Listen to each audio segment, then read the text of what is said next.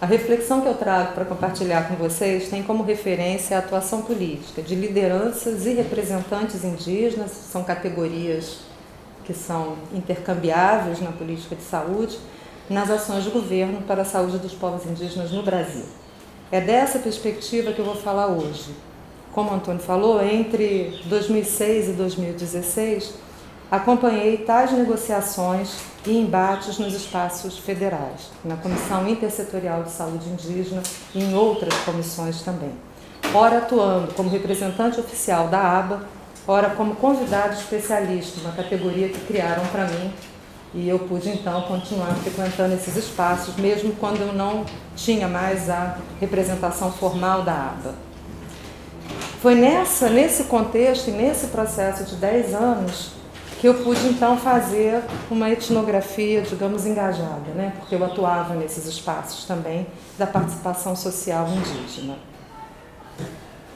Assim, eu estruturei a minha apresentação em duas partes. Na primeira, eu vou fazer uma breve apresentação do sistema de saúde indígena, porque eu parto do princípio que nem todo mundo conhece, né, em detalhes esse sistema.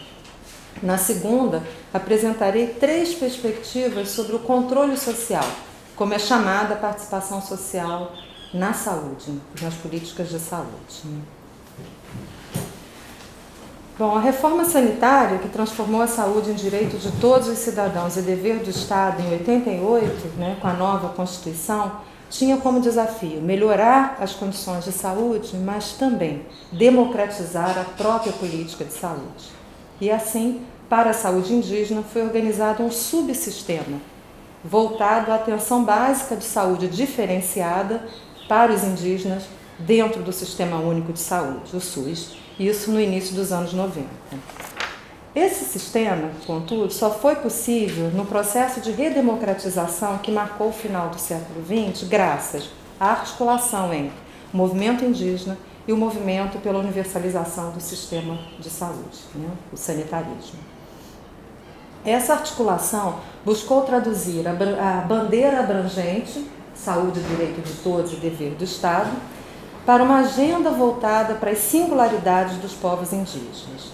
Assim, conseguiu-se assegurar condições políticas para a construção de um sistema diferenciado vinculado ao Ministério da Saúde e não mais ao órgão indigenista, a FUNAI. E nesse sistema foi assegurada a participação indígena. Inicialmente, sob a gestão da FUNASA, Fundação Nacional de Saúde, em 2010 passou a responsabilidade da recém-criada Secretaria Especial da Saúde Indígena, integrando a própria estrutura ministerial direta. E nessa criação os indígenas tiveram um papel muito importante, eles foram muito atuantes.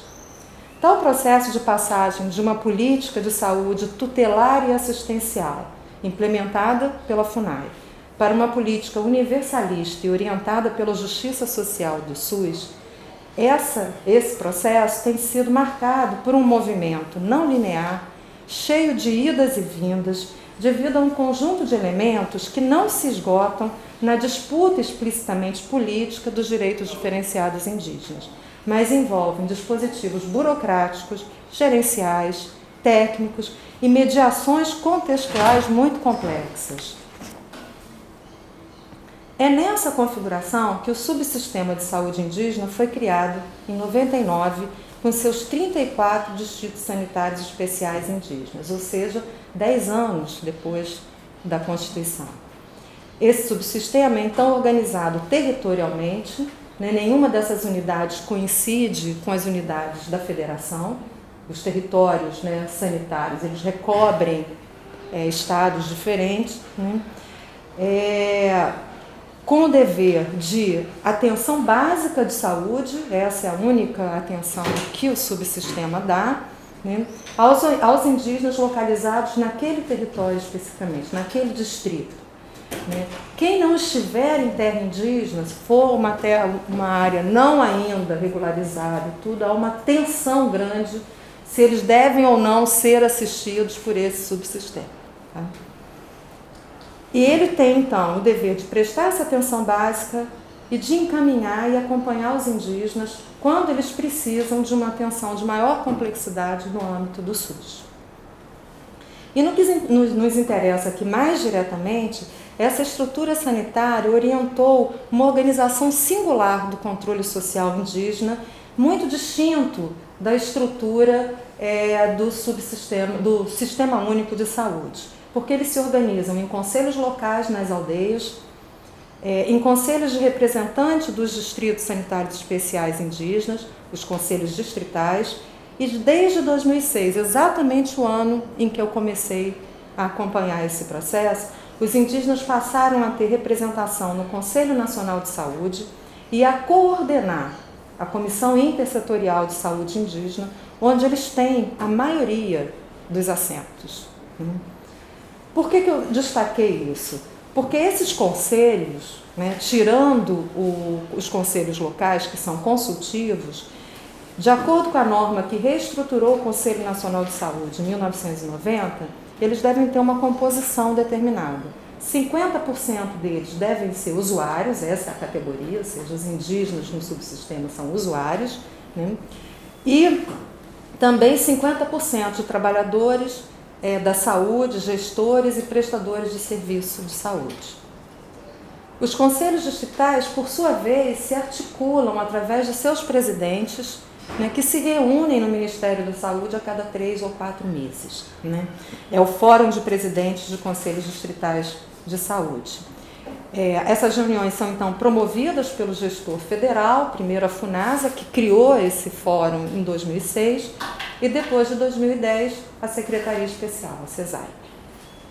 E na CESAI, essa estrutura de controle social é representada formalmente em fluxos e organogramas que estão projetados nesse slide.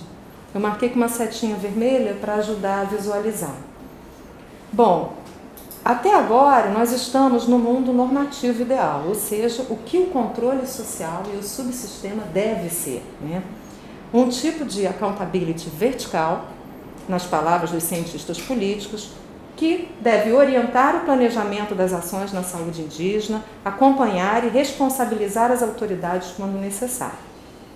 Representando graficamente esta lógica normativa, nós vemos os espaços de atuação permanente representados no alto dos organogramas da CESAI e dos distritos, e as conferências também na parte superior do seu fluxo de planejamento.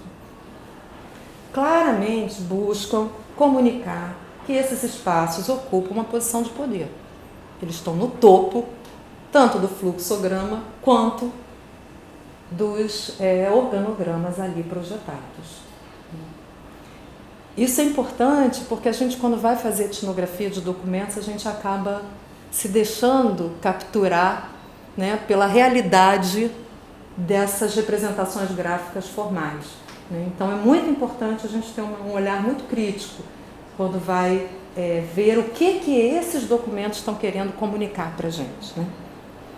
No caso das conferências, embora elas estejam previstas para ocorrer a cada 4 anos, essa periodicidade não se manteve para as conferências específicas de saúde indígena.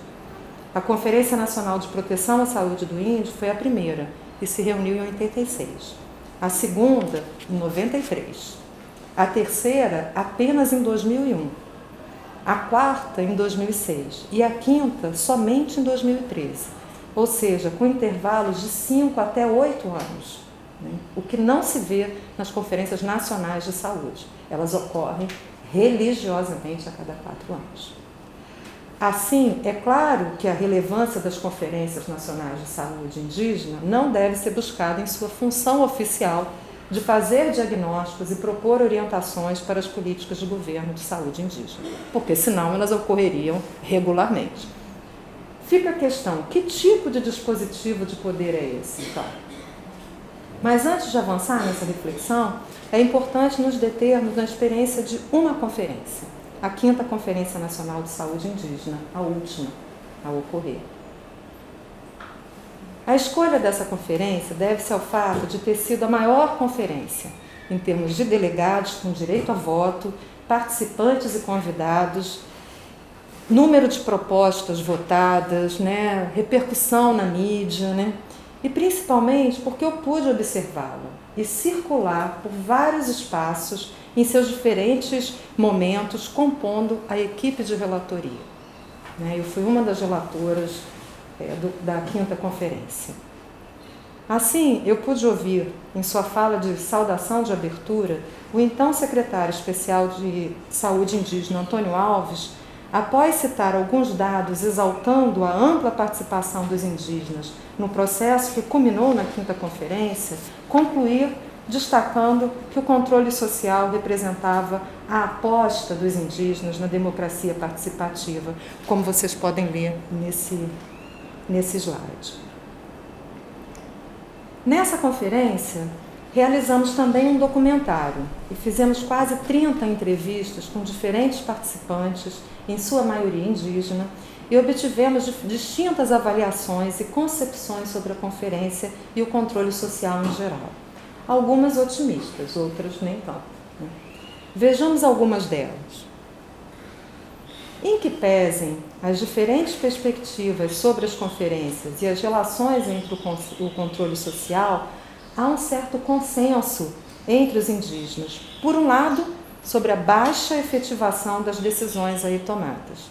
E por outro, num aparente paradoxo, sobre a relevância política do controle social e a necessidade de aprimorá-lo, ampliá-lo, seja por sua função de pedagogia política, seja por um projeto indígena de assumir a gestão do subsistema, ou por avaliarem ser importante ocupar esses espaços. Mas é preciso destacar que tal aposta na democracia participativa no Brasil tem se dado não apenas na saúde indígena. Observamos a organização de conselhos e conferências em distintas estruturas de governo. Parece que a escolha e a ênfase nessa via de atuação se sustentaria na importância da multiplicação das arenas de participação e seus efeitos políticos, que efetivamente ocorreram, e não pela confiança de que suas decisões sejam ou vão ser efetivadas realmente. Daí a sensação manifesta pelos indígenas que a mudança no cotidiano da saúde tem se dado de forma lenta e que suas decisões, em geral, não sairiam do papel para a realidade nas aldeias. Assim, a participação encarna, a meu ver, uma perspectiva de democracia que parece enfatizar mais os procedimentos e menos os resultados. Embora na saúde indígena tenham sido muitos avanços conquistados na construção de políticas de governo, pouco se tem obtido como melhoria das condições de saúde dos povos indígenas por meio da participação. Vejamos. Um levantamento realizado por mim e por um grupo de estudantes no Conselho Nacional de Saúde entre 1991 e 2012, revelou que a saúde indígena é o segundo tema mais tratado no Conselho, perdendo apenas para a saúde do trabalhador. Como vocês podem ver nesse gráfico, dentre as recomendações feitas pelo Conselho, tá certinho? Não. Pelo Conselho, 1/4 das que tratam da saúde indígena visam regular o subsistema. Ou seja, 25% trata do próprio subsistema, estrutura, gestão, formação de pessoal e etc. Tais questões se destacaram em períodos de grandes modificações no subsistema, como os anos 98, criação do subsistema em 99, 2009 e 2010, a criação da Secretaria Especial de Saúde Indígena. Indicam, portanto, que as lideranças indígenas, com representação no Conselho Nacional de Saúde em suas comissões, participaram ativamente dos debates que precederam importantes mudanças na organização da política de saúde indígena recente. Agora, uma leitura das resoluções do Conselho Nacional de Saúde, recomendação, em geral, não tem poder de efetivação, mas as resoluções, sim. Sobre saúde indígena, por sua vez, revelou que cerca de metade visou alterar a estrutura do Conselho e das suas comissões. Por tal procedimento, o número de representantes indígenas no Conselho e suas comissões passou de 2 para 25 desde 1991. titulares e suplentes, incluindo a CISI, a Comissão Intersetorial de Saúde Indígena, e outras 11 comissões, que não são diretamente relacionadas à saúde indígena. Pode passar, então. Pode só dar uma paradinha, vou fechar essa janela, que está muito passarinho aqui. Tá bom.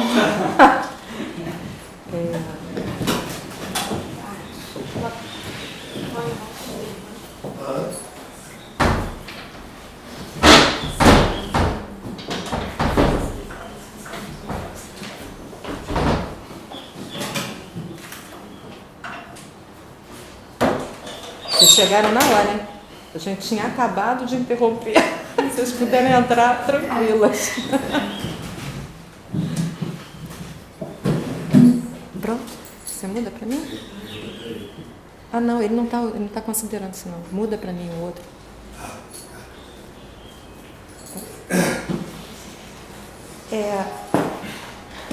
Que outros efeitos a gente pode se perguntar, né, com relação à participação social, além de gerar mais participação social, né? Por exemplo, quais os efeitos na saúde indígena? Primeiro, um aumento fenomenal de recursos para a saúde indígena, né? Esses dados foram apresentados pelo então secretário da CESAI, né, entre 2011 e 2014, por exemplo, em termos de custeio, a gente tem um aumento de mais de 1.300%, né? Em termos de estruturação, mais de 4.000%. Ou seja, de fato, houve, né, um aporte grande de recursos na saúde indígena. Enfim, mas o que isso gerou em termos de melhoria da saúde indígena, né? É muito difícil de responder, né? Porque nós não temos estatísticas nacionais públicas sobre a saúde indígena.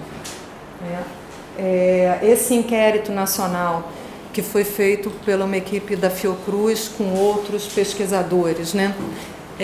Em 99, 2000, eles fazem esse diagnóstico do sistema de informação da saúde indígena, que não tem dados confiáveis, não tem dados consolidados nacionalmente, o que você tem são estudos parciais, né? E a gente sabe o quanto que é variada a realidade de saúde, né, indígena, conforme etnia, território, né, momento, inclusive. A última apresentação que foi feita de dados consolidados nacionais foi ainda na época da FUNASA. Eu estava lá no momento em que o diretor do Departamento de Saúde Indígena, no auge da discussão sobre se criaria ou não a secretaria específica, apresentou alguns dados consolidados e a gente pode ver nesse gráfico que a situação era muito, muito grave, né? Para vocês terem uma ideia, esse coeficiente de mortalidade infantil de 47%, mais ou menos, ele era igual ao de 2004 do pior estado brasileiro. E aí nós já estamos em 2007, né, que é Alagoas. Alagoas tinha, em 2004, esse dado de mortalidade infantil, né, que é o dado médio, o que significa que existem regiões onde a mortalidade infantil é muito maior do que isso. Porque para dar uma média dos povos indígenas dessa magnitude, significa que em alguns espaços está bem pior, né? Bom, mas a participação social como categoria política merece reflexões mais cuidadosas. Eu até agora tenho usado como categoria local, ou seja, do próprio campo da política de saúde indígena. E assim a gente pode dizer que a participação tem uma dupla origem. Ela é parte do vocabulário das políticas neoliberais, juntamente com outros como parceria, que eu também tive a oportunidade de analisar, e assim evoca a relação necessária entre direito e dever. Ao direito à saúde corresponde o dever de participar. Mas, sobretudo, ela constitui uma técnica de gestão tão ao gosto dos projetos de desenvolvimento que vários antropólogos vêm estudando, que cria uma espécie de cidadania burocrática. Né? Por quê? Porque transforma os sujeitos de direitos em gestores do sistema. Né? As identidades políticas em identidades ou funções administrativas. Mas a participação é também uma reivindicação dos movimentos sociais, com vistas a garantir e fazer avançar direitos sociais universalizáveis ou diferenciados. Seria, portanto, um desdobramento da expansão do associativismo dos povos indígenas no período democrático brasileiro, no caso específico aqui tratado. Tal movimento é intenso e se dá via associações diversas e articulações indígenas regionais e nacional, com forte presença nas políticas públicas e não só na saúde. Mas não somente. Como nós vimos nas falas de diferentes indígenas na 5ª conferência, há por parte de vários a compreensão de que a participação social é importante, mas que requer uma outra ação, que a complemente. A luta, vamos dizer assim, por fora das instâncias formais do Estado. Seja mobilizado pelas associações, articulações indígenas, ou mesmo inserindo-se em partidos políticos, né? Expressando assim uma confiança desconfiada das possibilidades políticas dessa participação. Mas o reconhecimento dos limites da participação social parece dar também numa outra direção, além daquela indicada pela importância dos movimentos sociais indígenas. Refiro-me ao fato de que os indígenas reivindicam e têm cada vez mais obtido lugares dentro da gestão mesmo, seja como assessores indígenas nos distritos sanitários especiais, como profissionais de saúde, e explicitamente eles almejam assumir postos com maior poder de decisão na saúde. Ou seja, como os indígenas canadenses buscam aprofundar sua capacidade de atuação também, digamos, por dentro das instâncias formais do Estado. Afinal, como a gente escuta informalmente, quem pode manda, quem não pode participa. Desta perspectiva, a participação social seria uma tática na obtenção de expertise no manejo da administração da saúde indígena, uma oportunidade de aprender. Assim, articulando ações dentro e fora dos espaços burocráticos estatais, os indígenas, algumas vezes, conseguem explicitar a dimensão política das ações estatais, sempre apresentadas como obedecendo a normas e princípios de eficácia, eficiência e efetividade, como se diz no jargão dos gestores e dos avaliadores de políticas públicas. Eu tenho que te dizer que eu demorei a diferenciar esses termos. Mas, por vezes, os indígenas são também capturados pela arena administrativa, com sua terminologia, definição de metas, temporalidade, na qual os conflitos políticos são domesticados e transformados em questões gerenciais, em questões de gestão. É um processo em curso, tenso, que tem exigido decisões muito difíceis das lideranças indígenas e pleno, como eu já disse, de idas e vindas, de avanços e recuos. O campo da participação, portanto, parece ser um espaço de disputa no qual está em jogo a luta permanente por definir conexões e afirmar o vínculo necessário entre técnica e política. Dito de outra forma, se o que caracteriza os governos contemporâneos é a transformação das lutas sociais, sejam étnicas, de classe ou de gênero, por exemplo, em tecnicidades de governo, a participação social tem a possibilidade de repolitizar esses processos ao trazer para debate, dentro das esferas administrativas, a experiência da vida cotidiana e da luta contra a injustiça social, que qualifica justamente os movimentos sociais.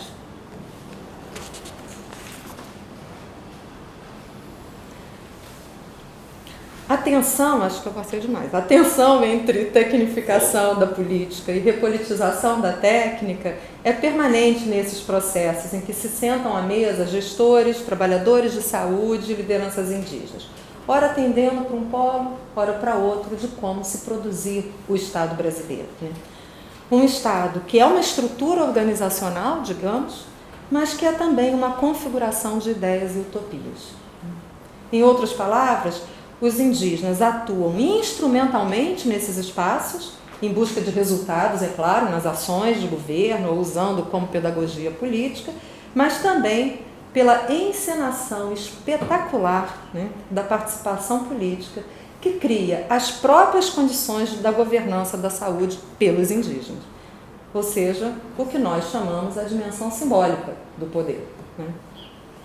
Assim, na Conferência em Foco, os indígenas deixaram de lado as bordunas, cuja ausência muitos que estavam lá comentaram, né? Porque na quarta conferência as bordunas estavam em alta, para fazer uma demonstração de cidadania participativa, com suas camisetas coloridas e crachás de delegados, compondo mesas lado a lado com as autoridades de governo ou quebrando protocolos para denunciar as péssimas condições de saúde, como fizeram os delegados de Mato Grosso do Sul.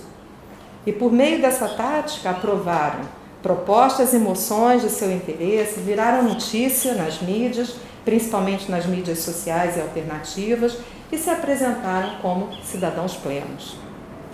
Este é, a meu ver, a relevância das conferências nacionais na estruturação do controle social. Muito diferente das suas instâncias permanentes, locais e nacionais. Eles constituem uma cena participativa, como a Débora Bronze tão bem analisou, que possibilita teatralizar a participação social em seu maior esplendor e assim encenar também a força da organização dos povos indígenas e suas prioridades de luta.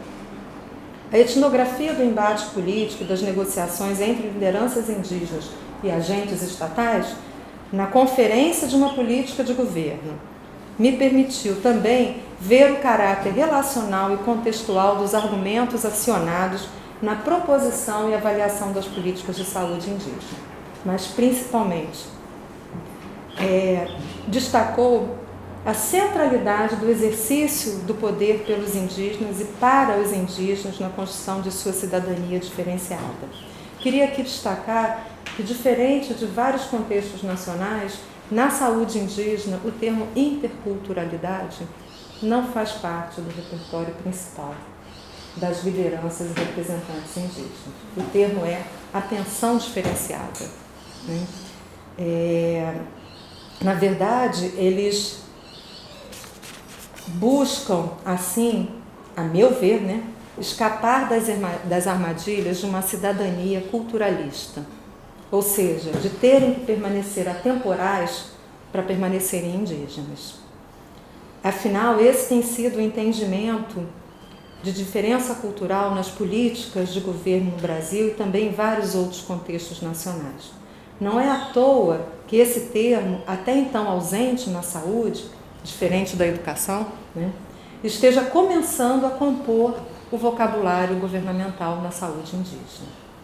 O que o exercício da cidadania pelos indígenas tem buscado garantir, a meu ver, é a diversidade e a diferença como um diferencial de poder, né, político, estratégico e moral, a ser revertido a seu favor, e não apenas, embora também lutem por isso, como conquista de direitos substantivos específicos e garantidores da sua particularidade. O que eu estou querendo destacar aqui é que, ao deixar essas fronteiras, né, móveis, eles conseguem, na verdade, por esse deslocamento, manter dinâmico, né, que o que está em jogo é que eles devem liderar o processo e não que o processo tenha que ter um determinado conteúdo, né, como parece que a questão da interculturalidade promete, né? Existem duas culturas que interagem. Mas a participação social, como eu falei logo no início, tem também suas instâncias permanentes. E aqui eu começo a apresentar a terceira leitura. A primeira foi normativa, a segunda é dos ganhos que esse controle social, a participação social permitiu e tem permitido aos indígenas, e essa é não tão otimista também. E eu começo apresentando essa terceira leitura com algumas situações que estão aí projetadas, né, narrativas de situações. Enquanto vocês as leem, eu gostaria de comentar que essas situações parecem apontar para um jogo político muito complexo e singular. Um jogo em que a participação dos chamados representantes ou lideranças indígenas, mesmo quando em forte tom de crítica ao governo, é reconhecida e com frequência celebrada mesmo, né? Suas vozes estão articuladas das autoridades governamentais em conferências e na própria gestão local ou nacional, né? Seja sob a forma de participação nos conselhos, como assessores indígenas na gestão, ou na atuação como agentes de saúde e de saneamento. São realizadas, como eu disse, reuniões trimestrais de todos os presidentes de Condize na capital federal, 4 por ano, né? Representantes indígenas têm também assento no Conselho Nacional, coordenam a CISI, dominam o plenário da CISI e estão presentes também em mais 11 comissões, como eu falei. Pode mudar. Mas tal inclusão, como expressa nessas situações, é, no entanto, acompanhada por uma percepção de vazio de poder. Nada acontece a partir das conferências e também eles não são escutados, né, plenamente na sua voz junto a essas instâncias.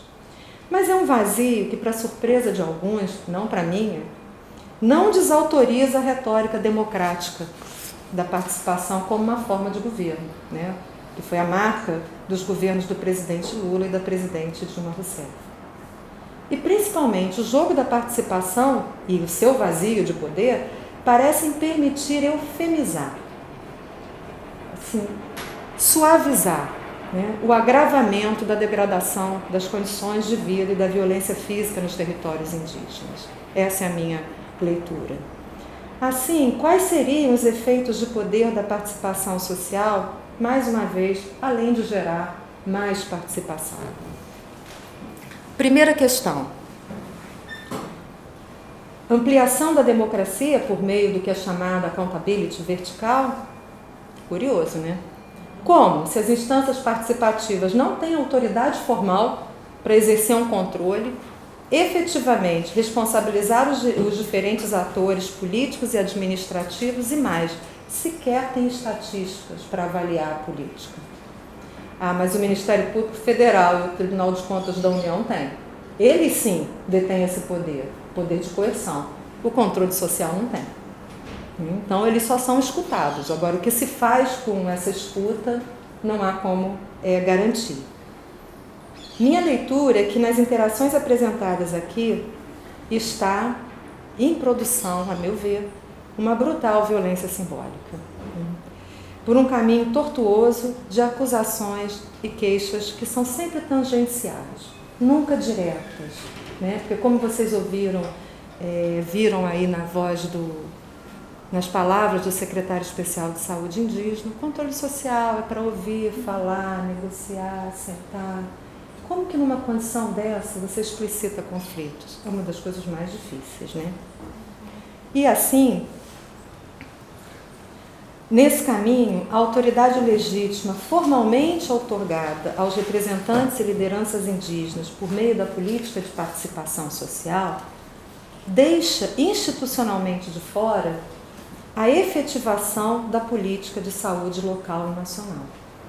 E, simultaneamente, mantém suas vozes junto à gestão, né, como conselheiros e assessores. Em tal configuração, portanto, a presença indígena parece ser, por direito, instituída, mas de fato desautorizada.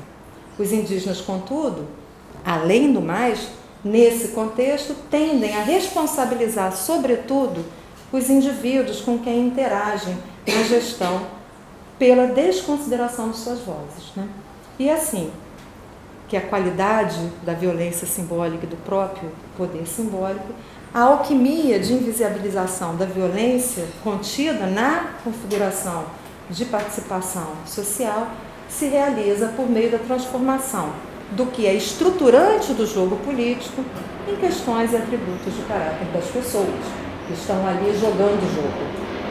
O exercício da dominação cotidiana, que é a própria burocracia, nos termos do Weber, quando suavizada em gestão democrática, passa a ser atribuída principalmente às qualidades morais ou interesses políticos e materiais daqueles que atuam na gestão. e que seriam responsáveis, assim como pessoas, por não efetivarem os princípios dessa política. Não é que as pessoas não importem, não estou aqui para dizer isso, é óbvio que elas importam, sejam em funções mais ou menos burocráticas ou políticas. O que eu quero destacar é que a ênfase nessa dimensão, na dimensão pessoal, dificulta ver que é o próprio modelo da participação social e suas condições institucionais que legitimam que os indígenas, já excluídos das instâncias formais de produção das leis, Congresso Nacional, da distribuição de recursos, e não menos importante, das redes de relações pessoais que influenciam as autoridades, né, nas suas redes particulares, também o sejam da administração cotidiana, né, da saúde indígena. Tal exclusão dá-se de modo tácito, óbvio, né? Nunca está explicitada no jogo da inclusão participativa que se expressa em desrespeito, que eles sentem sempre de forma antecipada e tipificada na dinâmica interpessoal, no vocabulário moral, né? De negociação, compromisso, diálogo, né? Que tem por efeito desautorizar o conflito aberto por legitimidade que qualifica as relações de violência direta. E assim, a disputa central, aquela que tem por foco as condições formais e políticas do projeto de nação e de Estado que possibilitam e limitam a participação como tática política, tornam-se secundária. Em outras palavras, a reflexão, sobre que termos se dá a definição das regras do jogo a ser jogado e do que pode ser dito e feito, por quem e em que contextos político-institucionais, e o debate sobre o lugar que o jogo participativo ocupa na hierarquia dos contextos políticos institucionais, lá embaixo, diferente do organograma que a gente mostrou no início, e também a discussão acerca dos efeitos que estar nesse lugar de participação produz, parece ser banida pela valorização do mecanismo da participação em si e pelo privilégio ao debate das relações de poder internas às arenas participativas. Não há dúvida de que é muito claro para representantes e lideranças indígenas que a defesa dos territórios indígenas é central, né, para tudo, inclusive para a melhoria das condições de saúde dos seus povos, né? E isso tem sido dito em todos os relatórios de conferências, em todos os documentos, né? E também eles têm plena consciência da importância de outras formas de atuação política, como a gente viu aqui já nessa apresentação, que escapem dessa armadilha de aprisionamento do discurso da gestão e construam estratégias políticas autônomas, como o acampamento Terra Livre, né, que desde 2003 se realiza, né, não por acaso, na capital do país, próximo fisicamente da fonte do poder. O que não parece ser socialmente tão visível, e isso não é específico aos movimentos indígenas e nem ao Brasil, é que o jogo participativo contribui para ressignificar a política da violência direta vivida localmente e, principalmente, para separar, desconectar a dimensão política e a dimensão econômica. É como se os ataques a territórios indígenas, por exemplo, feitos por grandes fazendeiros, representados pela Frente Parlamentar da Agropecuária, que detém 1/3 do Congresso Nacional, se dessem apesar da presença indígena na política nacional e do projeto político democrático que essa presença expressa. Como se fossem, assim, episódios isolados e excepcionais a serem tratados, investigados e resolvidos como casos de polícia. Atualmente, a meu ver, a magia da transformação da violência direta em violência simbólica não mais se dá apenas pela proteção fraternal, né, estudada também pelo Antônio Carlos. Adquiriu uma nova dinâmica também, a da utopia, da distribuição do poder e dos direitos diferenciados via cidadania participativa. Gente, tudo que eu não quero é ser mal interpretada com essa reflexão final, como se fosse uma abordagem contrária à participação social. Não se trata disso. Meu intuito é contribuir para a compreensão dessa nova configuração de poder que produz cidadãos que devem ser capazes de agir em seu próprio benefício, participando e colaborando com as políticas do governo. Como já disse em outra oportunidade, uma espécie de versão cívica da pastoral cristã, que pregava e ainda prega que não se deve dar o peixe, mas ensinar a pescar. Dessa perspectiva, o cidadão que deve ser sujeito de poder, o cidadão participativo, ele precisa ser produzido enquanto um cidadão participativo. Daí a frequência do termo capacitação nas políticas públicas, no caso específico da política de saúde. São enormes, né? São muito frequentes, recursos são gastos para capacitar os representantes indígenas, né? Esse e tantos outros termos que suavizam a sujeição e o enquadramento necessário a esse processo. Assim, a dicotomia sujeito e objeto de poder deixa um pouco de ter sentido, né? Pois a produção do sujeito de poder, o cidadão participativo, precisa se dar via a constituição desses indígenas, ou em outras políticas, são outras as referências, como objeto de poder. Ele tem que ser capacitado e aí ele é sujeitado a um tipo de participação. Ele tem que aprender a participar, não é de qualquer maneira, né? Então é isso que eu estou chamando de a constituição de um sujeito via simultânea constituição de um objeto. São esses elementos que, a meu ver, orientam a dinâmica de produção permanente da nova cidadania indígena desde meados da década de 80. Um cidadão participativo e com direito diferenciado, e não somente à saúde.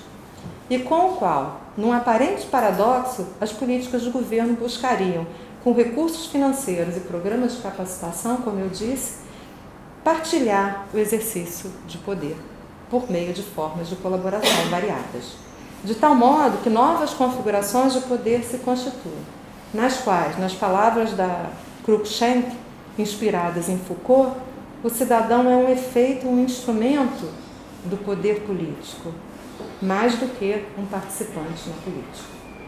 Obrigada, gente.